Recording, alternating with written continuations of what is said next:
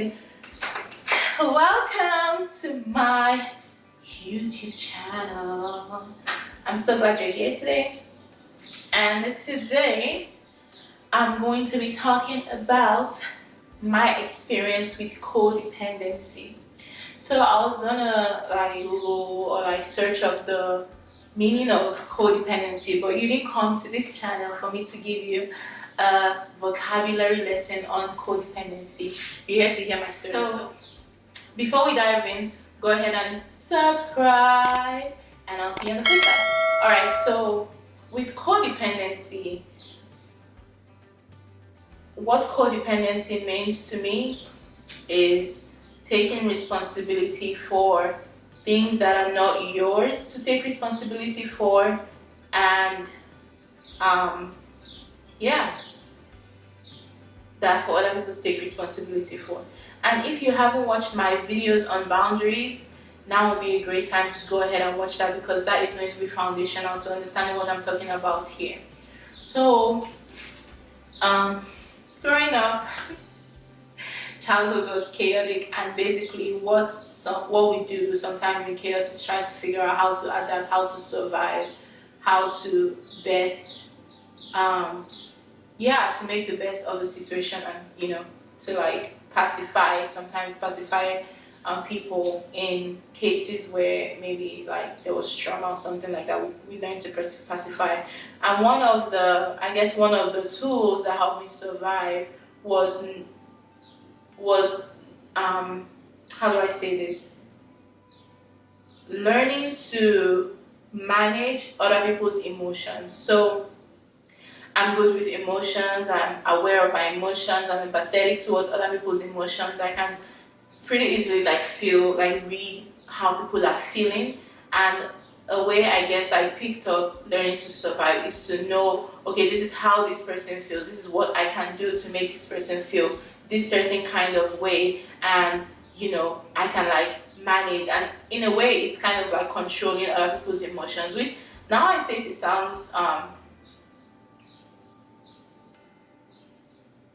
I don't want to put any judgment on it, because people might be experiencing it right now, but it's just really such a restraining way to live, and such a burdensome and painful way to live, and also assumes a mindset that the other person is powerless, that in a way you are more powerful and they need you to manage their emotions, and they cannot regulate themselves. You see how that sounds?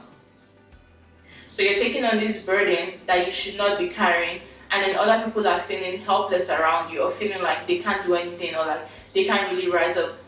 Codependency usually gives birth to enabling behavior. So you're enabling things that you shouldn't otherwise enable or tolerate.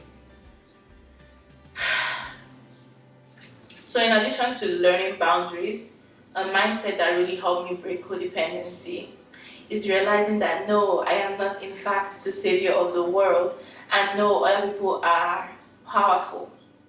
People are powerful. I think for me, the people that I felt this most towards were because I'm the firstborn, were my younger sisters, my younger siblings, because I felt these little kids, they don't have what are they going to do without me? And they need me to survive. And just with life experiences, I'm no, these women are strong. Even my my younger brother, they're strong, they're powerful people just like me. I don't get to be more powerful than them just because I was born first. But that mindset carries on into even relationships with people who you should be depending on, and who should be strong for you. You're becoming strong for them because you've taken on this identity of being the strong one, which is probably a way you receive love, but that's a different video. But what codependency does is that it not only hurts you and burdens you and makes you build resentment, it also cripples other people and infuriates other people. And then only people who can play that victim role can be around you, because people who are strong and powerful and take responsibility for their lives, they can't really exist around you, because you're trying to take their power away. Because that's what happens when you take responsibility for other people, you're taking power over them. That's why I don't play the victim role. I don't blame people for anything that happens in my life, because when I blame you and I give you responsibility, I'm also giving you the power, and we ain't gonna do that. So yeah. But people who are strong and people who are healthy can't stay long around you because you're codependent in the way, and they're healthy. They don't need somebody. They don't need somebody to try to come and take responsibility for them or like manage them or manage their emotions. So that's why when you have that kind of mindset, you're going to attract people who are comfortable with being powerless, who are fine with having you bear all their burdens and take responsibility for them. But what I've learned is that as I've leaned back from taking that responsibility, as I've leaned back from managing people's emotions or trying to be responsible for how people feel. You can't make anybody feel anyway. You can do things that they can decide to like attach a meaning to and feel something, but you, my friend, don't have the power to make anybody feel any kind of way. So when I got that through my head and into my core and into my soul, that everybody has the power to be responsible for their emotions and the way they react to things, it freed me up to be who I truly wanted to be without always worrying about how is this going to make somebody else feel, because that's not what is making them feel. Their feelings come from their life experiences, their mindsets, their beliefs, their subconscious and the way they interpret life, not from you. So that's just like a small part of codependency. It's letting people really rise up into their power, letting people rise up into the fullness and the strength of who they are by you stop trying to be that powerful person in their lives. And when you stop trying to be that in other people's lives, it frees you up to be powerful in your own life. Because what codependency does is not only does it take other people's power away from them, it takes your power away from you too. Because now you're living your life controlled by your perception of your control of other people's lives.